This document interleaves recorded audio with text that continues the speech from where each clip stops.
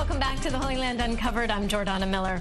The Battle of BeerSheba was a defining moment during World War I. It was a turning point for the Allies in their Sinai and Palestine campaign, and especially important for the Anzacs, the Australian and New Zealand Army Corps. On the 100th anniversary of the battle, thousands came to reenact it here in the Holy Land in BeerSheba, and we were there. Take a look. We're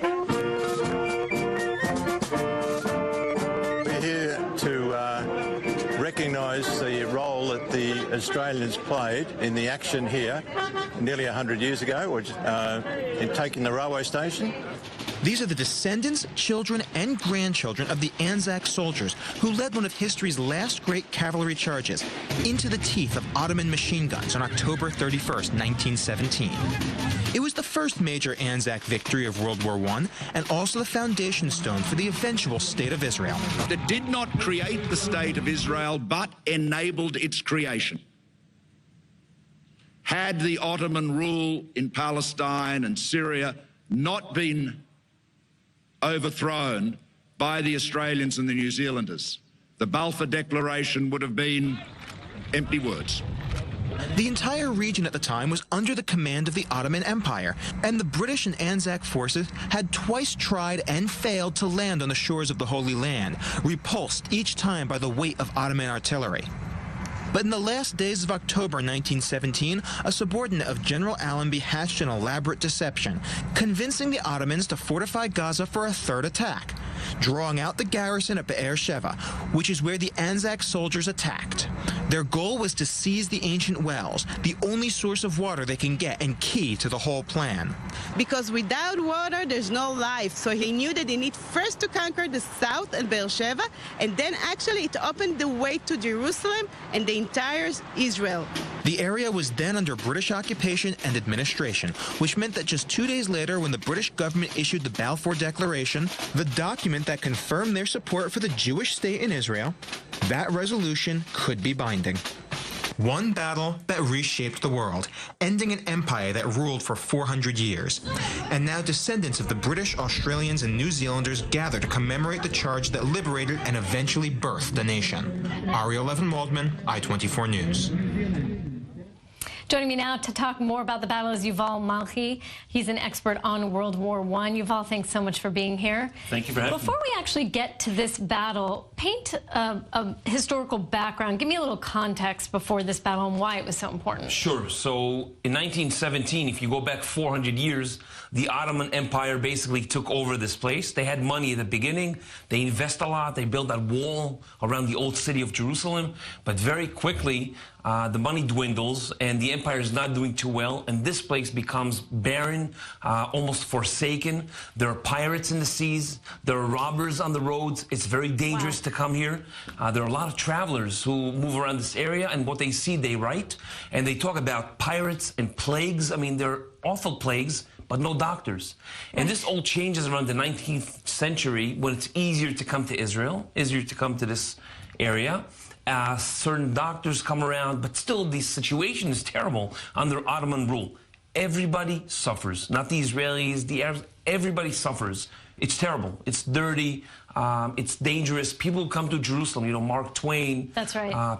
Herman Melville. I mean, a lot of famous people come here, and what they do when they come to Jerusalem, they cry. That's right. They talk about how dirty this is Jerusalem, where and it's written abandoned. in the Bible. Yeah, it reminds us of some of the Psalms about abandoned Jerusalem. Right, exactly. So this all leads us to 1914. 20 years earlier, the Jews around Europe suffered at the hands of in Eastern Europe. Right. They suffered quite a lot, and some of them proposed to set up a new country in the land of Israel. People say, what, out there? First of all, the Ottomans won't agree to it. It won't work. There's nothing out there. I mean, they think they're crazy. But, they go anyway. Yeah, in 1914, some of them go here. Some of them, a lot of them move to America. Some of them to Great Britain. 1914, no one realizes that such a change is coming. Okay, this is just something, with the war happening. World War I starts. It's very surprising to a lot of people, and slowly evolves to such an aspect where the Ottomans attack the British over on the Suez Canal. The British can't accept it after a few trials, and they say, you know what, let's take over the Holy Land. They call it Palestine because this is what the Romans named it many years back. Right.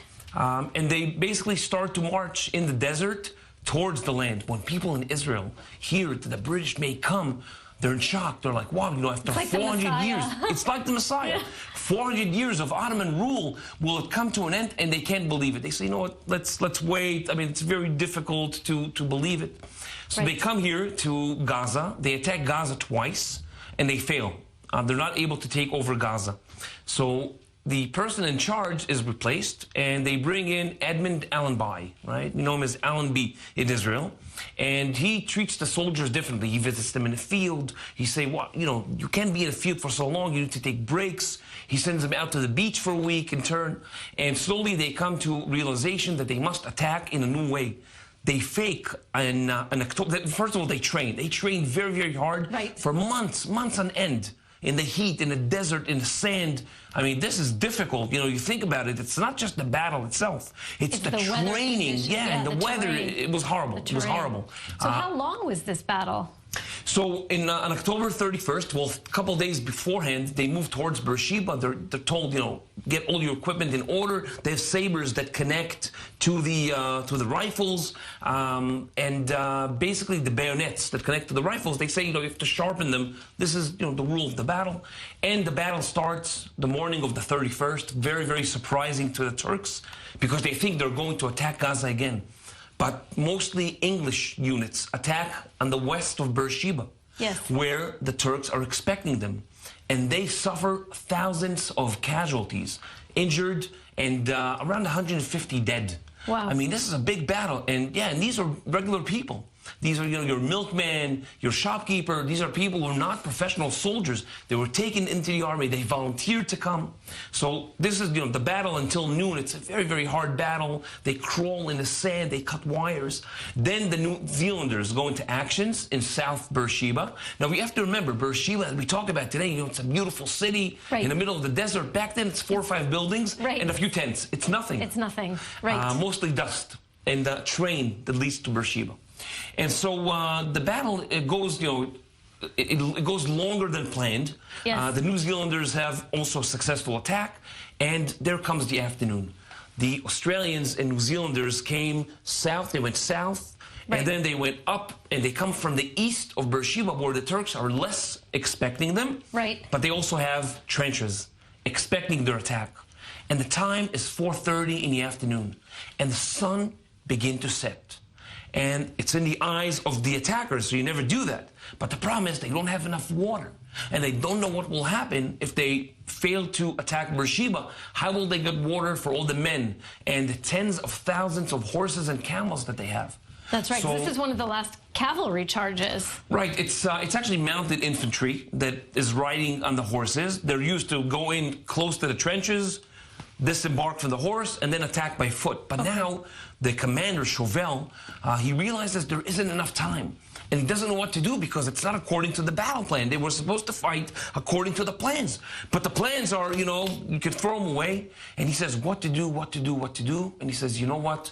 We don't have many options. Let's go for it.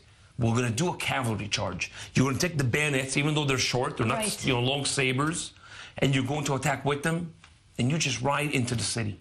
And the Australians and New Zealanders hop on their horses, and they go wave after wave towards the people in the trenches. The people believe that they're going to dismount at some point, but they see that they don't dismount. Now, how would you like it if you saw, hundreds of horses coming towards you? They probably retreated, no? Out of fear? Some of them, no. Some of them didn't retreat. They stayed in the trenches. They kept on fighting. The Australians, some of them jump over the trenches. They have hand-to-hand combat. And the battle ends on that day? The battle ends, that afternoon, after about an hour. After hand-to-hand combat in the trenches. I mean, about 31, 32 dead for the Australians and another 30-something injured. It's not that many, but we have to remember that battle basically, ends the battle. And so the Australians are the first to go into BeerSheba. They capture the wells, they capture the water. And they take it from the Ottomans. And a month and a little bit later, they go into Jerusalem, and it's a new era in the Holy Land. Wow, thank you so much. We're going to leave it there. Stay with us for more on the Holy Land Uncovered. We'll be right back.